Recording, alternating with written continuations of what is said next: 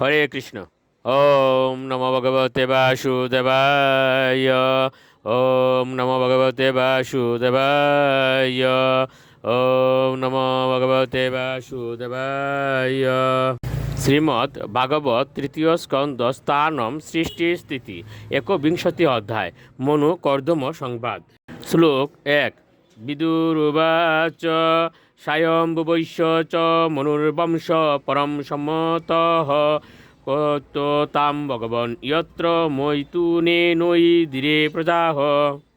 অনুবাদ: বিদুর বললেন, হে পূজ্য ঋষি, স্বয়ম্ভু মনুর বংশ অত্যন্ত সম্মানযুক্ত। এই বংশে মিথুন ধর্মের দ্বারা যেভাবে প্রজাবৃদ্ধি প্রাপ্ত হয়েছে, দয়া করে তা বর্ণনা করুন। শ্লোক ২।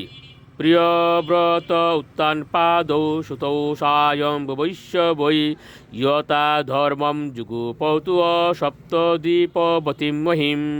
অনুবাদ: স্বয়ম্ভু মনুর দুই মহান পুত্র প্রিয়ব্রত এবং উত্তানপাদ ধর্মের অনুশাসন অনুসারে সপ্তদ্বীপবতী পৃথিবীকে শাসন করেছিলেন। শ্লোক ৩।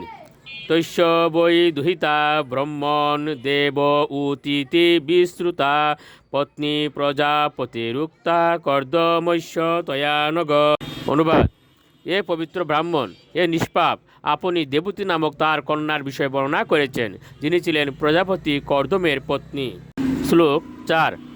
তৈশ্যাম স বৈ মহাযুগে যুক্তায়াম যুগ লক্ষণয় সসর্জ কতিদা বীর্যম তন্মে শুশ্রূষবে বদ। অনুবাদ: সেই যুগের অষ্টসিদ্ধি সম্মানিতা রাজকন্যার মাধ্যমে কত সন্তান উৎপাদন করেছিলেন, সবেনেচ্চ আমাকে দয়া করে আপনি তা বলুন। শ্লোক ৫।